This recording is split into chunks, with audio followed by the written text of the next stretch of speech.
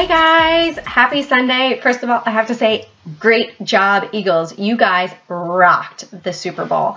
And I also want to let you guys know, if you don't know it already, just go to cjanetrade.com. It is my blog.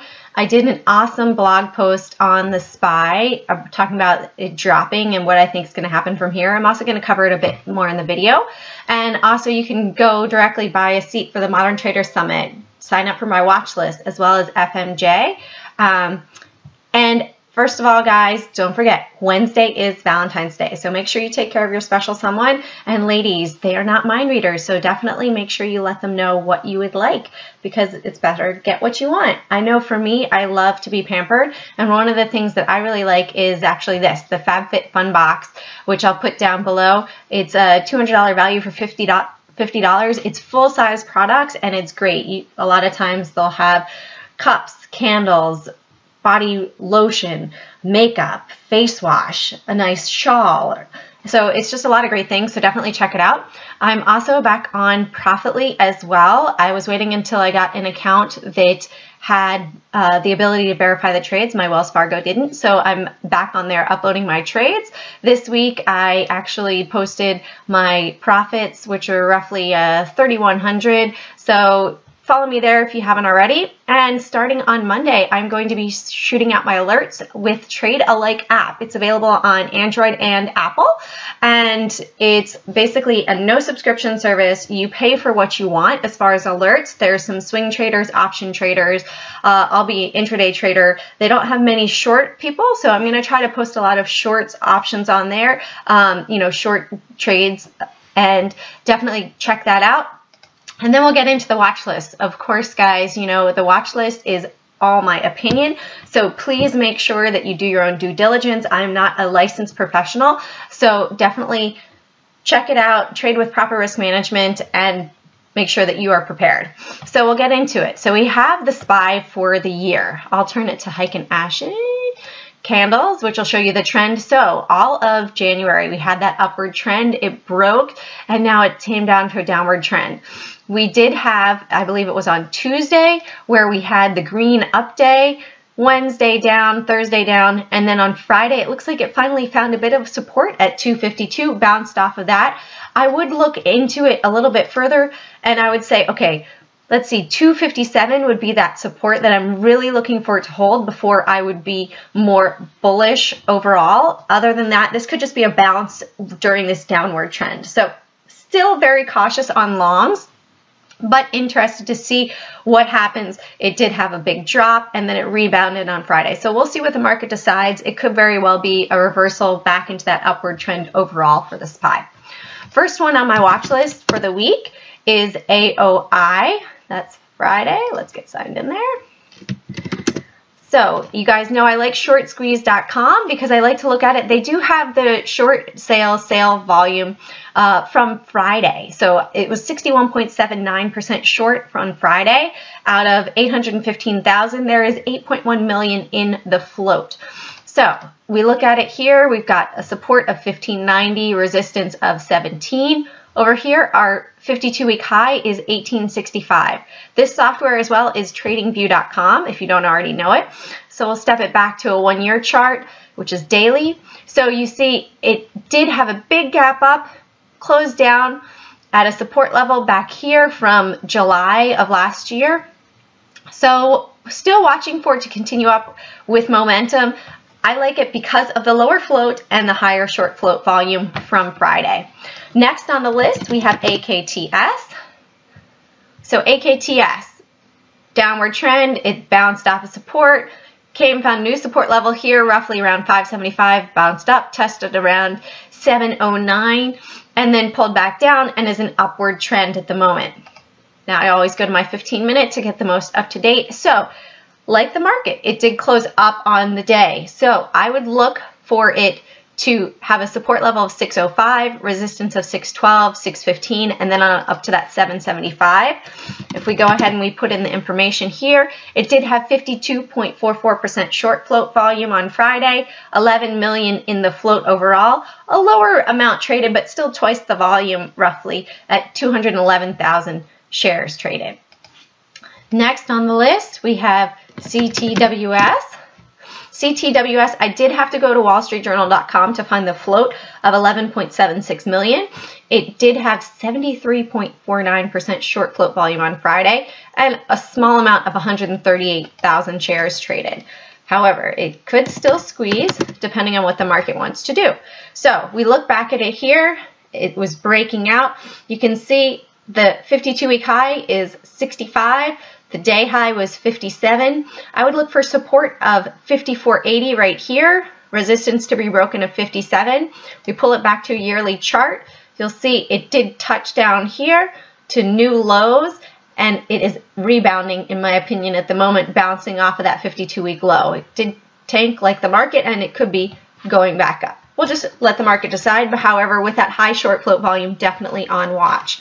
One you've heard me talk about before for a longer term swing is Wayfair. Wayfair, when it broke out back here, I had it on watch for a longer term swing. It did break out, continued up like the market, set new highs of 94.95. Pulled back with the market the past week, and now we see it's rebounding a bit. So we'll look at the 15-minute chart for support and resistance. Followed the market on Friday, tanked, found support level down here, roughly 85.50, came up, and I would look at a support to hold of roughly $90, 89.75, and a resistance to be broken of 91.50. Next, final long on the list is MTCH. MTCH match, same thing, just like Wayfair, pulled back and then ran on up. I'm sorry, Wayfair as well also had 60.48% short float volume and 53 million in the float.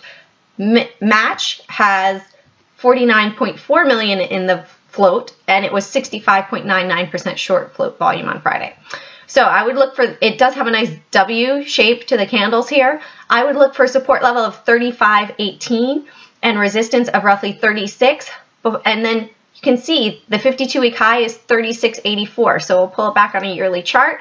It is in roughly a breakout zone. So definitely keep that one on watch as well. All right, and getting into our shorts, we have EXPE is the first one. You can see this is our yearly chart, and it had a massive drop on Friday. We'll bring it back to the 15-minute chart.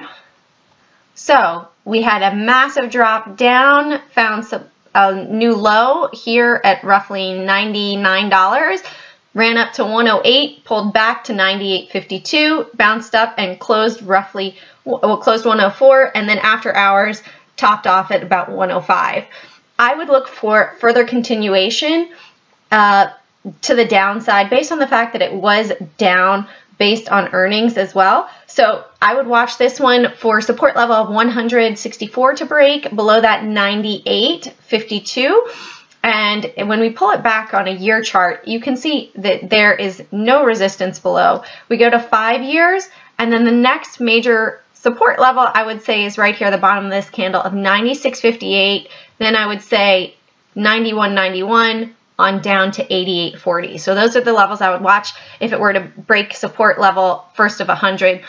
And then above that, if it were to go long and bounce, watch potentially for an entry of 105 for potential short or 108. Definitely watch those two levels, as those could be resistance to be broken for breakout or breakdown for reversal to the downside. Expedia does have 114 million in the float. Next one on the short list is HOLX. So HOLX, you can see here, this is the 5-year chart. It does have this area, this range right here between 35 and 38 that it's been testing and channeling as support and resistance levels. So once it breaks out either direction, it does tend to go fairly strong for a couple days in that direction. All right, now it did test the bottom of it and bounce, as we saw the SPY do on Friday. So I definitely have it on watch. It did mimic the SPY where it dropped down and rose up. However, it could be more of a downward movement because it's been downward trending overall. So I would look for support of 37, below that 36 and 35.60. And if it was a resistance to be broken to the upside, I would say 37.86. HOLX does have 274 million in the float. Next on the short list, we have Sage. So Sage is a pharmaceutical company. Overall, this past 2 weeks right here, it does look downward trending. And it did end up low on the day on Friday, so I'm more short biased on this one for sure.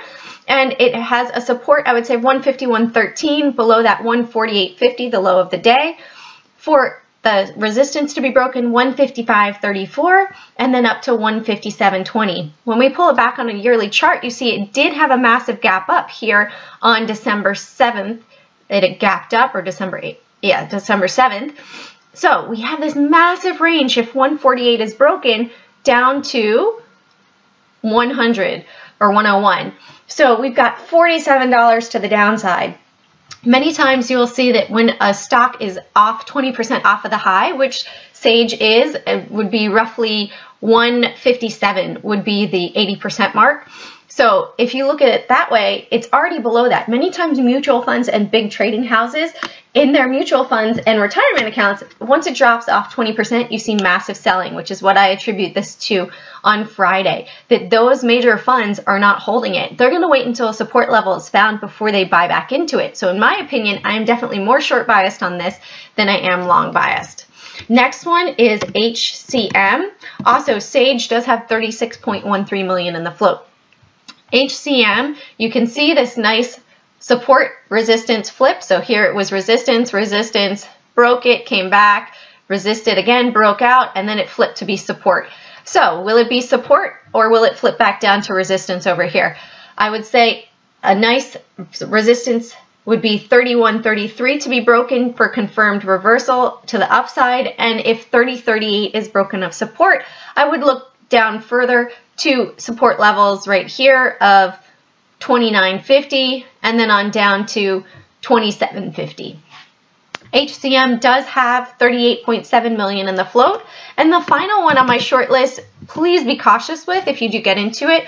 It has hit a new 52-week low. It did have earnings here, which when you click on it, it was 65 cents, a surprise of extra 48 cents. However, it did tank after those earnings. It is showing sold on the oversold on the RSI right now. It does look like it's hit a new 52-week low. When we go back to the 5-year mark, it's still hitting new 5-year lows. So I step it all the way back to the overall existence of the stock. You can see the next time that it breaks this support level is back in December of 2012. So if it does break here, I would look for more of a downside. Like I said, it is low float with 8.8 million in the float. So watch out, because when it bounces, it could bounce very quickly and squeeze the shorts, and you don't want to be caught being squeezed on the short side. But I do think that overall, if this support level breaks, where you can see here it was resistance, broke, and now we're testing it as support again, watch out, because it could drop just like this.